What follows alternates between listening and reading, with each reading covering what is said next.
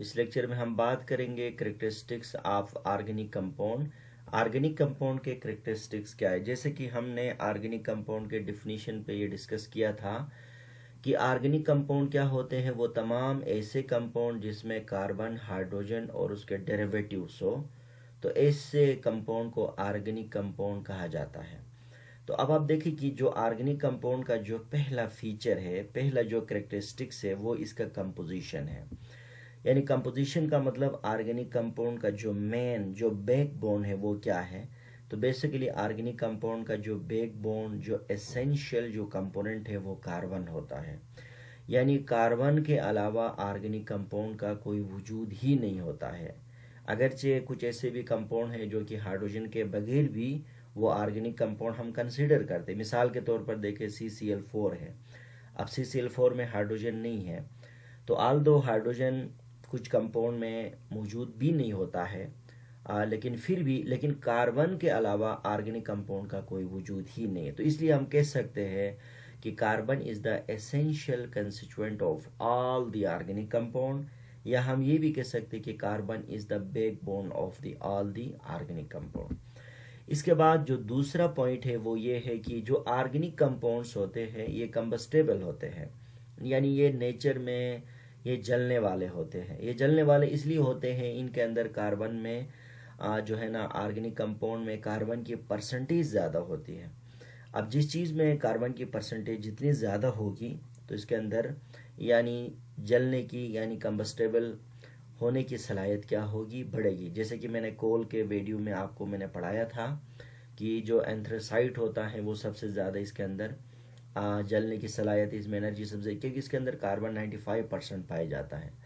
तो इसी तरह से ऑर्गेनिक कंपाउंड जलने का रीज़न ये है कि इनके अंदर कार्बन का परसेंटेज ज़्यादा होता है। जैसे मैंने लिखा कि generally organic compounds are combustible in nature due to high percentage of carbon.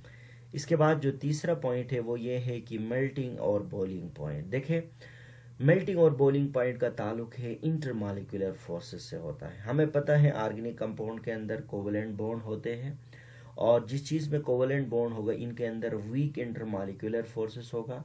तो इसी तरह से ऑर्गेनिक कंपाउंड में वीक इंटरमॉलिक्यूलर फोर्सेस पाए जाते हैं, लिहाजा ऑर्गेनिक कंपाउंड के अंदर लो मेल्टिंग और बॉइलिंग पॉइंट होते हैं। तो जैसे मैंने लिखा कि generally they have low melting and boiling point due to weak intermolecular forces. इसके बाद जब हम इनकी सोलिबिलिटी की बात करते हैं तो सोलिबिलिटी के लिए एक उसूल है, वो ये है कि लाइक डिजोल्व लाइक। यानी लाइक डिजोल्व लाइक का मतलब है नॉन पोलर में डिजॉल्व होगा, सलूबल होगा, और पोलर में होगा। हमें पता है जनरली जो ऑर्गेनिक कंपाउंड होते हैं वो नॉन पोलर होते हैं जनरली, और लिहाजा नॉन पोलर होने की वजह से वो नॉन पोलर सॉल्वेंट में, specially non polar organic solvent में ही हल होते हैं, यानी सलूबल होते हैं, जबकि वो पोलर सॉल्वेंट में हल नहीं होते हैं। इसी तरह से कुछ ऐसे भी है ऑर्गेनिक कंपाउंड जो पोलर नेचर के भी होते हैं, वो फिर पोलर सॉल्वेंट में हल होते हैं। मिसाल के तौर पर हम ये कह सकते हैं कि मिथानॉल एक पोलर ऑर्गेनिक कंपाउंड है, इसको हम पानी में डालेंगे तो हल हो जाएगा। जबकि अगर हम अल्केन है, नॉन पोलर ऑर्गेनिक कंपाउंड है, इसको हम पानी में डालेंगे तो हल नहीं होगा।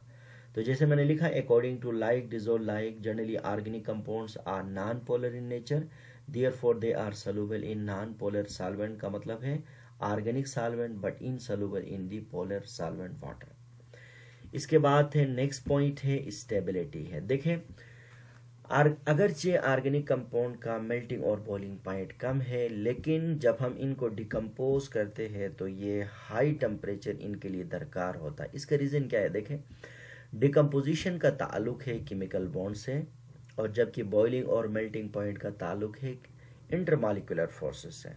तो इसी तरह से कोवेलेंट बॉन्ड को डिकम्पोज करना मुश्किल होता है। ऑर्गेनिक कंपाउंड थर्मली स्टेबल होते हैं और ये फैल जाते हैं और ये जल्दी डिकम्पोज नहीं होते हैं।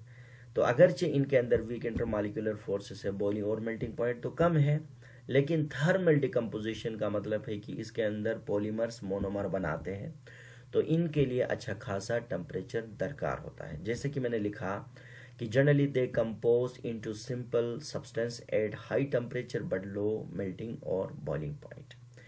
इसके बाद है इलेक्ट्रिकल कंडक्टिविटी। देखिए इलेक्ट्रिकल कंडक्टिविटी क्या है? The ability of substance to conduct the electric current is known as the electrical conductivity. Electrical conductivity के लिए दो शराइत होना चाहिए, इनमें से या दो शराइत में से एक होना चाहिए। या तो वो सब्सटेंस क्या होना चाहिए? आयनिक फॉर्म में हो और इसके अंदर फ्री आयन हो, या तो उस सब्सटेंस के अंदर फ्री इलेक्ट्रॉन हो। जो कोवलेंट कंपाउंड्स होते हैं, जो ऑर्गेनिक कंपाउंड्स होते हैं, ये कोवलेंट नेचर के होते हैं, तो लिहाजा ये सोल्यूशन फॉर्म में या फ्यूज फॉर्म में न इनके अंदर फ्री आयंस होते हैं और न इनके अंदर फ्री इलेक्ट्रॉन्स होते हैं, जिसकी वजह से ये इलेक्ट्रिक करंट को पास नहीं करते हैं और इनको poor conductor of electric current कहा जाता है। जैसे कि लिखा गया, they are poor conductor of electric current both in fuse state, in solution form it is due to covalent bond and absence of क्या है? free electron and absence of free ion। Organic compound का जो source है वो ये है कि generally they are obtain from the plants, यानी dead plant and dead animals, या अलाइव प्लांट या अलाइव एनिमल। यानी हम ऑर्गेनिक कंपाउंड को नॉर्मली इनको हम प्लांट और एनिमल से हासिल करते हैं, वो डेड प्लांट हो या वो अलाइव हो या वो जो है ना ग्रो करने वाले प्लांट हो।